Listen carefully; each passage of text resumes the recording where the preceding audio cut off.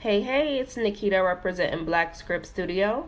And as you can see by the title of this video, dating a Dusty can cost you and your kid's life. I'm basically going to touch bases on a story that I watched a video and I kind of did a little bit of research on, straight out of Antioch, Tennessee. This story happened a little bit earlier this month, October 7th, and it involved 4 victims of domestic violence. Alexis Taylor, who was 16, her brother Jaden Taylor, who was 13, and their little sister KK, who was 8 years old, and then their mother Myra Garcia, who was 38 years old.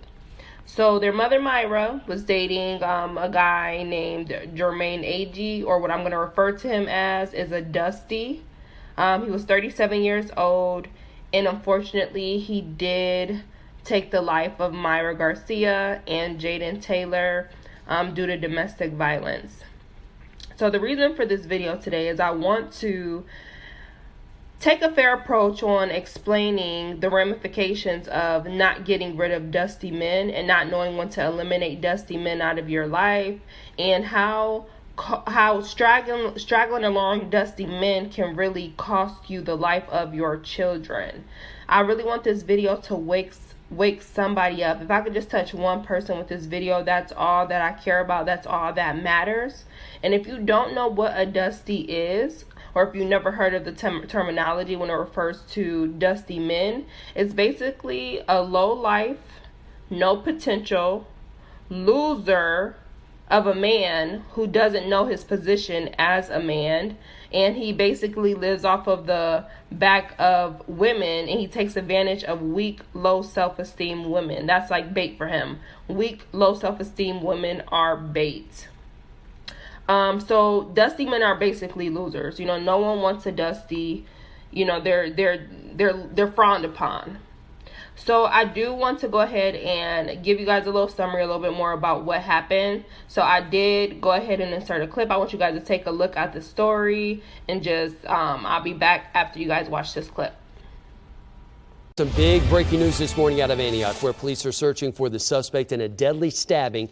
News Channel 5's Mo Hyder live right now on Oak Chase Drive. Mo, how many people were involved in this stabbing? Well, so far we can confirm 3, and this is some really sad and disturbing news that we're getting from the Metro Police Department. 2 people were fatally stabbed while 1 person is critically injured at this time. Take a look at your screen right now. They are looking for this man, Jermaine Agee. He is 38 years old and is wanted for stabbing his ex-girlfriend and her 13-year-old son to death. The woman's 16-year-old daughter was also stabbed here at the home on Sonoma Trace. This happened around 2 o'clock this morning, and right now all we know so far is she's severely injured. And of course, right now, take a look behind me. Officers are still on scene. This happened here at Sonoma Trace. This happened around 2 o'clock this morning. Again, Agee took off, we're being told, with a Volkswagen Jetta that was from this home. It was found abandoned outside the Nightstand on Bell Road not long ago. If you do see him, be careful and call police right away. And also be sure to share his photo on Facebook and online as well. But for now, we're live in Antioch this morning. Mo Hyder, News Channel 5. All right, so y'all just watched that news clip. So Jermaine, he was eventually captured. He did end up escaping with the family vehicle, but they did end up catching him. So that was a news clip when he was wanted. So this story has me in my feelings. It was definitely a tearjerker for me personally. Just because I can only imagine how that must feel, having to go through such a night of horror like that.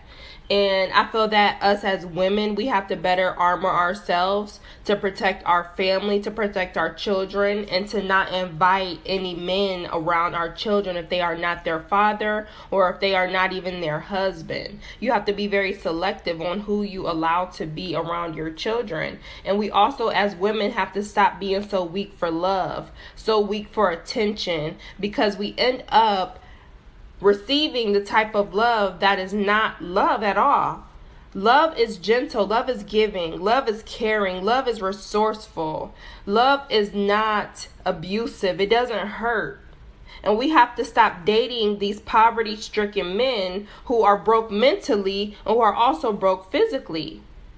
Now, I do want to insert a little video from Alexis. She did end up speaking with the news anchor about not even like less than 72 hours from the date that it happened. So in the video, she's very distraught. She's very weak. You can tell that she's in a lot of mental pain. And as you watch this video, you kind of feel for her.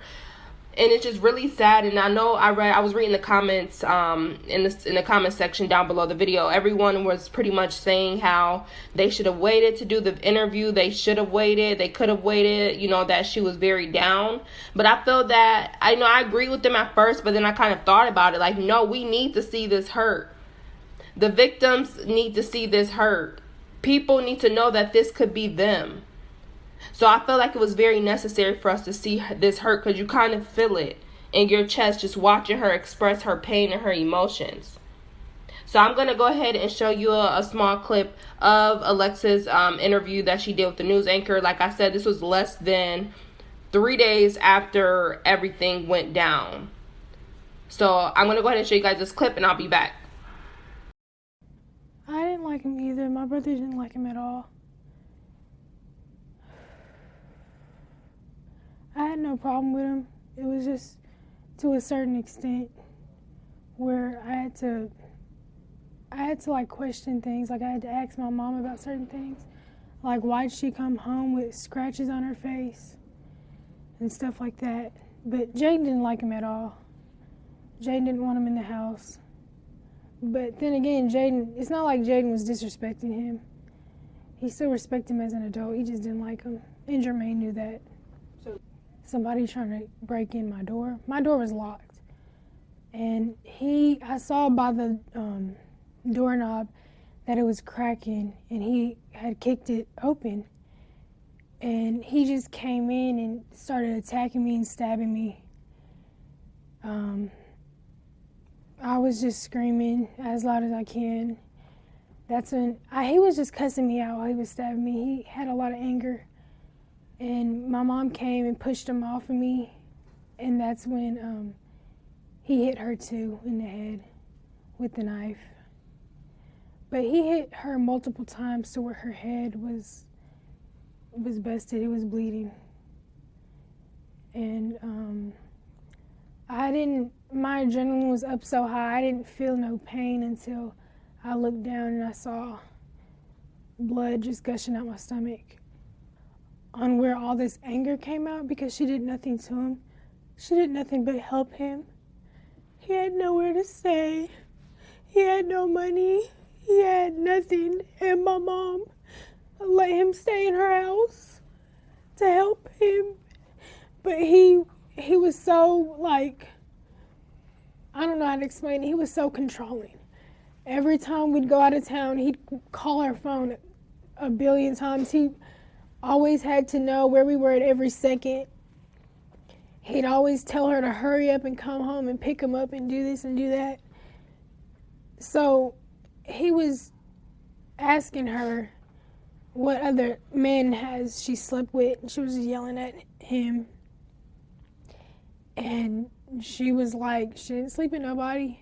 So I tried defending her. I was like, no, my mom has not been with nobody since you were gone. And he jumped at me again, told me to be quiet. So my mom just told me to be quiet, so I'll just be quiet.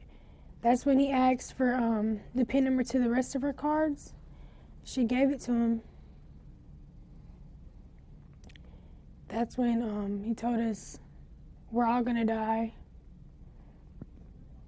and that he's gonna set the house on fire.